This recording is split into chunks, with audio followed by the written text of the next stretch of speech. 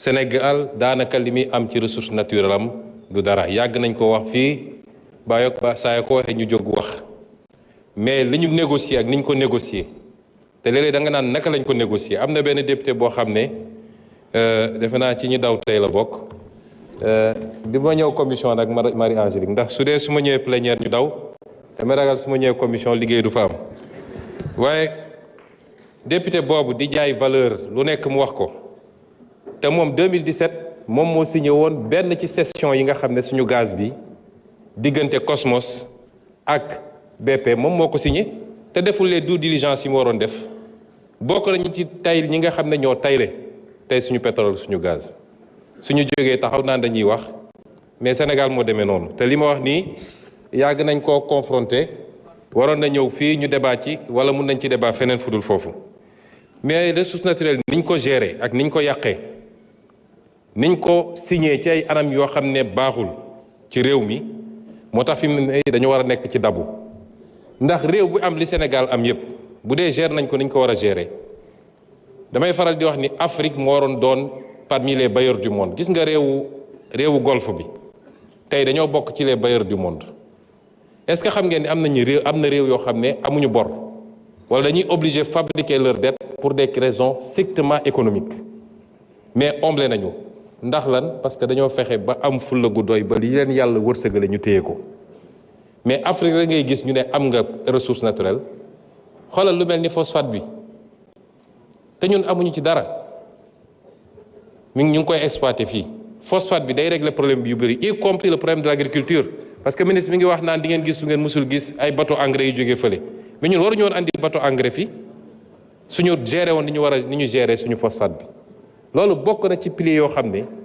liggéey bu ñu tàmbali la di ko liggéey primature ma dénk ko ay nit ñu ko mate gis nga suñu defaraatee suñu bopp rek marché soo jëlee marché public yi li ñu jot a renégocier ci marché public rek dépassé na 60 milliards loo xam ne lu régime bi fi jógee signé woon la ba pare ay surfacturation yoo xam ne 20 milliards ici 10 milliards là-bas te ñañ ko seqal bi ñu waxtaanee ba démontrer leen ni lii c'est surfacturé ñoom nangu nañ ko ba d'accord le surplus ñu réorienté ko feneen te loolu mooy rek ci ay marché éducation nationale enseignement supérieur duggaguñu sax ci marché ressources naturelles yi imaginez ñaata milliards la ñu sàggane ci loolu kon loolu bokk na ci l'un des piliers fondamentaux la réappropriation de la souveraineté sur nos ressources naturelles moo tax la ñu am ci phosphate Matam nga xam ne commencé guñ ko exploiter ñun bi ñëwee rek ne duñ ko def ni ñu ko daan defee on veut l'exploiter ici am nos unités industrielles ici ñu transformer ko fii lañ ci soxla ñu jël ko li ci des ñu exporter ko c'est ça notre modèle et c'est pourquoi il est totalement différent de ce que les gens faisaient maintenant on a un besoin de financement dañoo fekk réew mi situation boo xam ne bu doy waar la tey bu ñu amee accord ak lu mel ni FMI suñu besoin en financement peut-être ci année bi ñu nekk ni dina doon à peu près 1195 milliards mais day doon lu dégressif chaque année ñu wàññi ko tuuti peut-être ce sera 498 milliards l'année qui suit et ainsi de suite en 2019 on sera à 155 milliards mooy li ñu war a yokk ci li ñu am bu ñu dajalee li ñu fortaatu yépp ngeen posé question bu am solo woote nañu barki démb sénégalais yu bëri uyu si am na ñu bëri ñu ne dañoo bëggoon a def waaye teelu ñoo yëg am na ñoo xam ne nee nañu ñoom problème mu éthique la ñu am parce que ñoom seen gëm-gëm permettre leen ñu jël ay obligations boo xam ne day générer ay intérêts loolu yépp ministère des finances mi ngi ciy liggéey ci li ñu war a def ci ay montage parce que am na sukuk mode de financement la boo xam ne lu xalaal la kenn amu ci problème naan est-ce que intérêt dugguñu est-ce que riba ou pas nga mën koo adosser à des infrastructures yooyu tabax kon gëm naa ni sénégalais yi comprendre nañu enjeu yi te dinañ ci jàpp dinañu defaat yeneen yu ñuy monter parce que dama wax léegi souveraineté dafa am solo moom sa bopp mais day fekk nga mën ko te ci ñun la war a jóge loolu beneen pilier la boo xam ne bu am solo la buñ ci liggéey te di féliciter tous les sénégalais ci li ñu taxaw ne dañuy taxaw seen wetu état parce que ñoo ko moom suñu defee effort sur 2 ans ñu def effort on stabilise les choses jël un nouveau départ daal di tirer les leçons des erreurs passées mooy yàkkamti ak bëgg lu fees bëtu nit ñi ba tax nga maquiller ay chiffres dem lépp loo xam ne yéegaloo ko nit ñi jaarul assemblée nationale di ko dugal ci ay comptes maquillés yooyu yëpp ñu tiré ci les enseignements te dem à notre rythme mën nañu def loo xam ne ci 10 ans Sénégal day doon ni ñuy tuddee les dragons d'Asie noonu la ñuy tuddee Sénégal ci loolu la ñu nekk. war nañu tudd aussi lu mel ni les ressources longues yàgg nañ ko tudd naka la ñuy organiser réorganiser à travers la CDC à travers les différentes caisses ba mun a travailler sur l'épargne des Sénégalais parce que am na réew yoo xam ne le premier facteur d'investissement mi ngi jógee ci épargne bi moo tax soo déggee coow li am États-Unis toujours day am fu mu yem soo déggee ñu ne bourse bi yëngatu na rek président ba nu mu am doole day taxaw ndax l'épargne des Américains ci bourse ba la ne loolu mooy financer l'économie américaine en premier balaa leen di ñëw donc loolu ñu ngi ciy liggéey aussi nu ñuy fexee parce que épargne dafa baax diine sax da koo digle nit doo loo am lépp nga dundee ko tey ëllëg mbir mi na la bett mais épargne boobu su dee c'est d'épargne longue dina jox beneen possibilité pour réew mi. la monnaie yàgg naa wax ni c'est pas un tabou lu ñu war a waxtaan la suñu koppar gii méngoowul ak dëppoowul ak fi ñu war a jëm président juñu ne ko keroog réew doo ñëw rek daal di rajaxe yépp da nga koy teg ci temps teg ko ci yoon mais suñuy option ci monnaie bi mooy monnaie bi dina soppiku wala ñu jël suñu responsabilité ñun te am na àpp yu ñu àppal suñu bopp mais gëm naa ni ñiñ ko seqal dinañu dem dans la direction bi ñëpp bëgg parce que mënuñu continuer keroog en conseil des ministres ministre de l'économie dafa présenter benn communication wone ni suñu économie alignée sur l'économie de l'Union européenne ñoom bu ñu sëqatee ñu sëqat bu ñu yéegee ñu yéeg bu ñu wàccee ñu wàcc la corrélation avec la monnaie n'est pas automatiquement faite mais quel est le seul facteur qui nous lie à cette zone-là mais c'est la monnaie moo tax il faut que ñu nangu poser débat yooyu avancer ci mais lu technique la lu sérieux la am na lu ñu teg loo xam ne ñu ngi ciy liggéey du fii laa koy développer yépp pour vous dire que tous les leviers ñu ngi ciy liggéey tous les leviers qui doivent nous amener à souverainiser notre financement nous donner le maximum d'indépendance parce que da ngay dégg ñu ne ñoom ñoo ne woon bor tekkiwul manquer de souveraineté bor bu ñu la conditionné ba nga xam ne sañoo bañ bor boobu mooy manquer souveraineté mais bu dee yow yaa am sa latitude marché yi wóolu la ba soo wootee ñu wuy si la parce que la dette n'est que de la fiscalité différée en réalité nga teg ko ci temps teg ko ci anam boo xam ne dette bu soutenable la nga garder toute ta latitude ber bu bon mooy dañ la naan lii da nga koy signer foog nga def telle réforme sinon duñ la lebal kooku mooy bor bi nga xam ne day empiéter ci sa souveraineté kon loolu ay éléments yu sont importants la ensuite ñun dañu war a en tant qu'Africain et en tant que Sénégalais dañoo nekk ci àdduna bi dafa les options stratégiques dañu nekk ci àdduna boo xam ne y a le choc des grandes puissances y a ce qu'on appelle le piège de Thucydide mooy à chaque fois qu'une nouvelle puissance jóg beneen puissance bi fi newoon ni muy réagirait par rapport ak puissance boobu études yi ñuy def mooy ci 16 cas yi ñu étudier dans l'histoire de l'humanité les 12 dafa mujjee ci guerre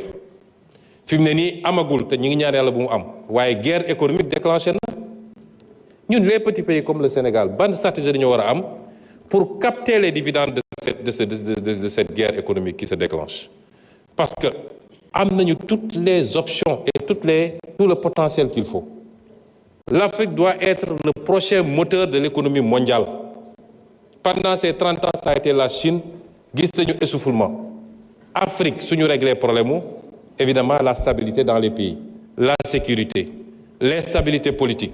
qu'il y ait un minimum de consensus entre nous et c'est pourquoi j'en appelle à l'opposition parce que fii y a pas matière à opposer fii amul lu ñu fiy opposer fi ñu fekk réew mi def xayma bi ne Sénégalais lii moo fi nekk gisuma ku ci war a opposer mais da ngay gis koo xam ne sax même su ciy wax sax oui li fi xew c'est grave etc mais ñoom waruñu woon non nous allons dans le sens bi réew mu sa defaru yoon bii la jël kon loolu amul luñ ci opposé wu les actes qu'on pose pour la bonne gouvernance. Dans les prochains jours, on soumettra ici à l'Assemblée un certain nombre de projets de loi yoo xam ne presque pare na. Le projet de loi pour réformer l'OFNAC, le projet de loi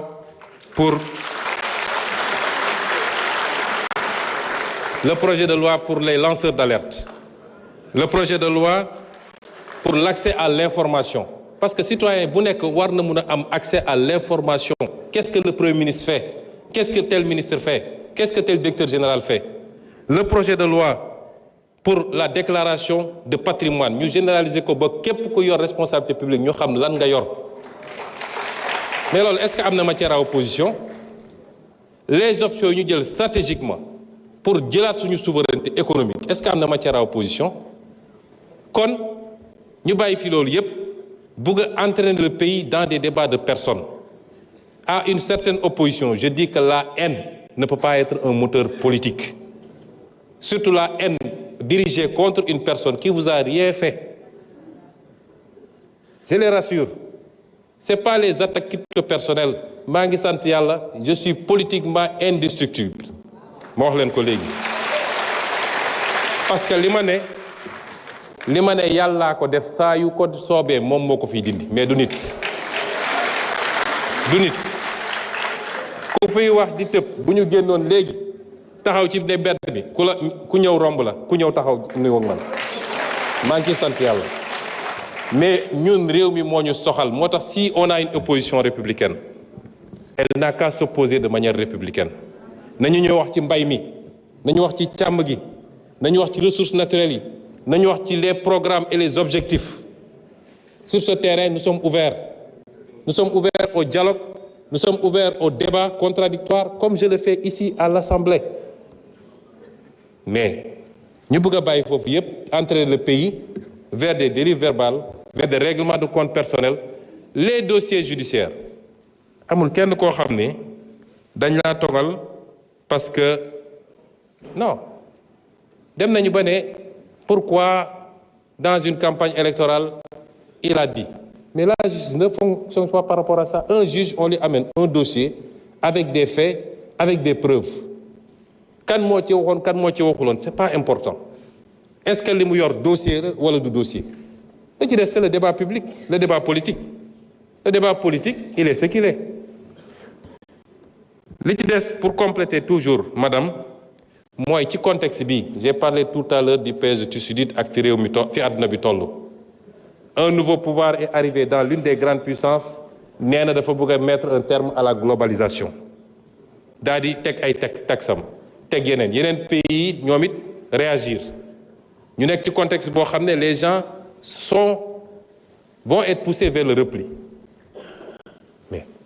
ça c'est une chance pour des continents comme les nôtres parce que li waroon dem feneen mën na ñëw fii mais dafa am ñu koy organiser. Nous ne sommes pas pour le moment un problème de compétitivité de notre économie. C'est pourquoi l'une de nos priorités, moi, l'énergie. Je l'ai dit ici, je le répète. Réew mënoo industrialiser wu, mënoo développer une économie tant que tu as une énergie qui coûte ce qu'elle coûte au Sénégal, c'est-à-dire plus de 100 francs le kilowattheure. Suñu plus grand pari et suñu plus grand défi dans les 5 ans, mooy ramener le prix du kilowattheure maximum à 60 francs. Le ministre de l'Énergie vous l'a dit l'autre jour. Et c'est pourquoi nous avons dit suñu gaz bi mënuñu ko bàyyi mu génn noonu gaz bi suñu priorité mooy luñ ci mën a andi mettre toutes nos centrales au gaz faire de nouvelles centrales au gaz. Je vous ai dit à l'origine 2050 on a un objectif de 10 000 kWh 10 000 mégawatts. On a produit 1800 aujourd'hui. Imaginez le gap. Le solaire ne pourra pas tout combler. moo tax ñu ne suñu oléoduc bi suñu gazoduc bi war a andi gaz bi fii mooy suñu priorité. L'énergie est une question de sécurité nationale même. Et c'est pourquoi, en dehors de l'aspect économique, il y a l'aspect domestique. Parce que dans le budget des ménages, l'énergie coûte très cher. moo tax dégg ngeen coow Central West Africa Energy bi. Quand je suis arrivé, j'ai dit au président, je prends en main ce dossier. Parce que mënuñu bàyyi un secteur aussi stratégique ñu ne c'est des investissements privés. C'est pas des investissements privés. Parce que c'est un secteur dont relève la sécurité nationale. Deux, Je conclue 1 minute. Parce que vous m'avez pris des minutes tout à l'heure. Hein? Voilà. Deuxièmement, c'est un secteur boo xam ne dans ces projets-là c'est fait sous le couvert du contenu local moom ay avantages yu ñuy teg l'État garantir ni moom mooy jënd la totalité de la production à travers la Sénélec et pour cela l'État joxe sa garantie souveraine. Tu as 280 milliards d'investissements, l'État joxe sa garantie souveraine. Si la Sénélec faillit, c'est l'État qui paye. Et on me dit que c'est un projet strictement privé. Et c'est pourquoi on a pris en main ce dossier et nous sommes en train de faire ce que nous devons faire avec le bailleur, avec la société qui construit le truc. J'ai reçu tout le monde, on a discuté et on va sauver ce projet, on va sauver tous les autres projets. C'est une nécessité. Les denrées de première nécessité, c'est une autre de nos priorités. Merci. Malheureusement, on me dit que le temps est arrivé à terme, mais je voulais vous dire simplement que c'est avec beaucoup de plaisir que le gouvernement, tout le gouvernement se représentera ici.